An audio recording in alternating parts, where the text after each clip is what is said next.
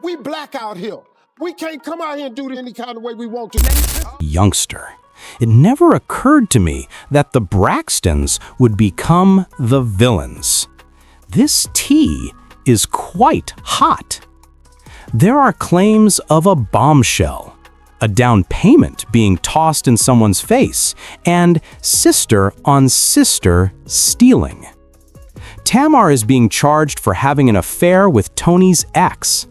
Since some of this involves family trauma and accusations that require context, we must take our time and be respectful. Tamar and Towanda now square off in a recently aired episode of The Braxtons. Because she made the down payment on Towanda's home, Tamar claims to know where Tonda resides. Where you live, because I put down your down payment.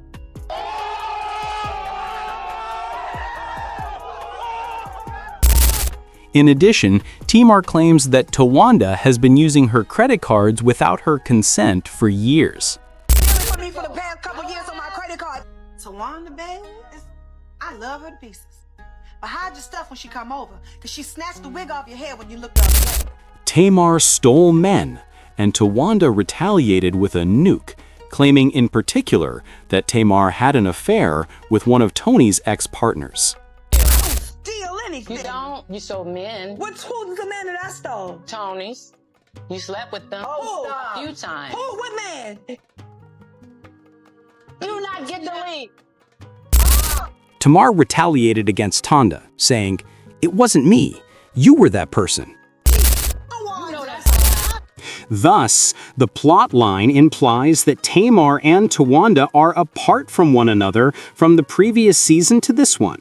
Asserts that they are frustrated by Towanda's invitations to events, such as her Tulum bridal moments, and that months pass without communication unless they are filming. The background is crucial, since the worst receipts are flung when the cameras turn on when families feel excluded. Speaking of keeping family secrets hidden, we also recall Ashley, their niece, and Michael's daughter. She openly stated that when she was just 16, her now deceased ex-boyfriend Gabe sent her offensive texts. This is a grave accusation, and the text is not available here. But timing is important. Ashley asserts that she is a minor, which could give rise to ethical and legal issues. Evidence is important because if the text is present, cooperation would be derived from backups, carriers, dates, and device logs. And since this is more than simply tabloid fodder, the impact counts. It changes the way a family grieves, recovers, or conceals. And despite being on national television, we all know that the Braxtons keep a lot of their affairs private. Were trying to do a good job of trying to shut me up and to try to make me be quiet, and I can understand. But at the same time, this is why I say tell your story, is because, you know, there's no story that you could put out about me that's going to make me be quiet. Update is that I got a message yesterday from my Fanja, and he said to zip it up tight, don't speak, I know just what you're saying, don't speak, girl, and that he lawyered up, and that I shan't speak of his name or the household and other things, etc., and you know that he will take legal action. Everything is made more difficult by the fact that Gabe is no longer with us. The individuals left behind are juggling sorrow, public relations, and privacy at the same time, because there is no direct answer or cross-examination.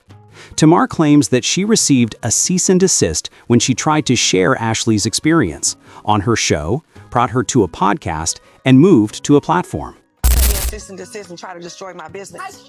Am I the only one that thinks that cease and desist is a big deal? That is the catalyst of why me and my sisters have not been able to get along. This has to do with jurisdiction. Because lawyers offer advice, families may decide to remain silent. They might say, if we can't verify it to broadcast standards, don't air it. However, it might also be about safeguarding the brand or other family members who didn't want to relive this in public. I have been molested, by both sides of my family. And it's not nothing I ever talked about. And I never thought that I would sit around a table with Ayanna, who's here to talk about, me and my sisters and their problems, and to bring that up and sex shame me basically in front of everybody. As the only aunt who has clearly experienced anything comfortable, Tamar is the one who can say, "Hey Ashley, let's talk about it." And yes, Tamar was prepared if Ashley wanted to express it in public.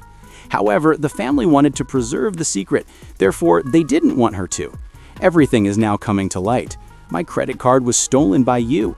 I was required to provide the down payment for your home. Tanda then comes out and accuses you of having an affair with Toni's boyfriend. What sort of sister are you then, that you only act like way when you're angry with Tamar? And do you like controversy? Long ago, Tracy made an effort to convince everyone that Towanda was a heinous villain. Furthermore, it is not implausible that she would pilfer Tamar's credit cards. According to reports, Towanda was arrested in Atlanta in 2005 and accused of receiving stolen property and forgery. Then, Towanda was accused of stealing her own mother's SSI check by Toni's assistant, Zoe. She asked, "Why are you always talking about me, though?" without denying it. Appy is still a successful Ladybird stalker. Mo, "I'll get you a cape so you can get really angry." In response, he remarked, "I'm not sure. You probably talk about your mother and sisters behind their backs for the same reason." Additionally, she did borrow $35,000 from her sister Tamar for the down payment on her house, according to her Chapter 7 bankruptcy documents that I was able to access this morning.